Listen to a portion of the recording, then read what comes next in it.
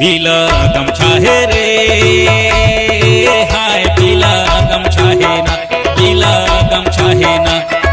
गोंडन के पहचान पीला गमछा है रे, गोंडन के पहचान पीला गमछा है रे। पीला गमछा है रे, हाय पीला गमछा है यार, पीला गमछा है रे।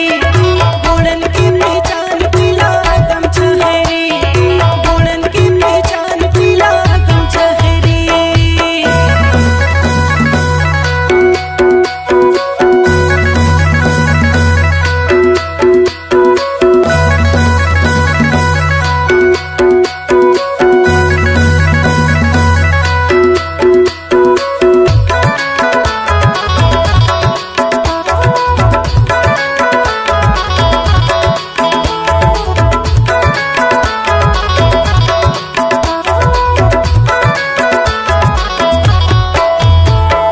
बावन गण महाराज करी से गोंड राजा आए, दादा गोंड राजा आए।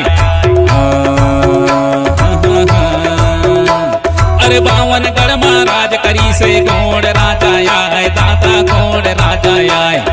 जाग उठी से अब गोंडवाना, जाग उठी से अब गोंडवाना, सबके मन ला भाई पीला गमछा है रे, पीला गमछा है ना। ओ गोंडन के पहचान पीला गमछा है रे, गोंडन के पहचान पीला गमछा है रे। हरे हरे हाय पीला गमछा है रे, पीला गमछा है ना। गोंडन की पहचान पीला गमछा है ना, गोंडन की पहचान पीला गमछा है रे।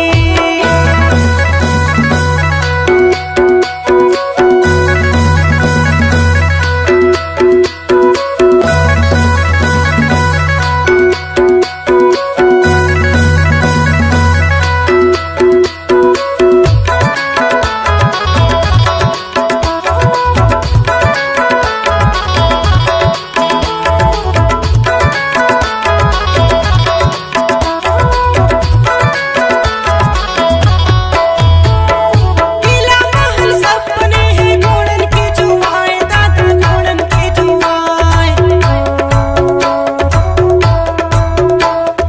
पीला महल सपने हैं गोंडन के जुआए, दादा गोंडन के जुआए।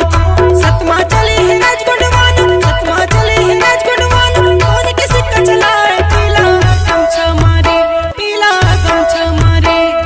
गोंडन की पहचान पीला गमछा है रे, गोंडन की पहचान पीला गमछा है रे। हरे हरे हाय पीला गमछा है ना, पीला गमछा है रे। गोंडन के पहचान पीला गमछा है ना, गोंडन के पहचान पीला गमछा है रे।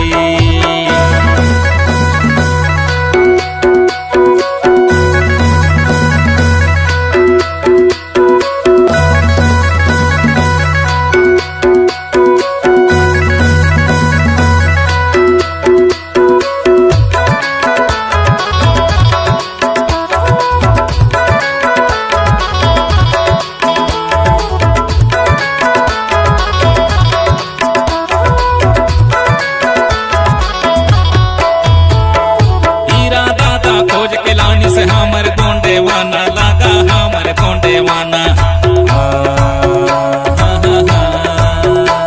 एते हीरा दादा खोज के लानी से हमर गोंडेवाना, लाजे हमर गोंडेवाना।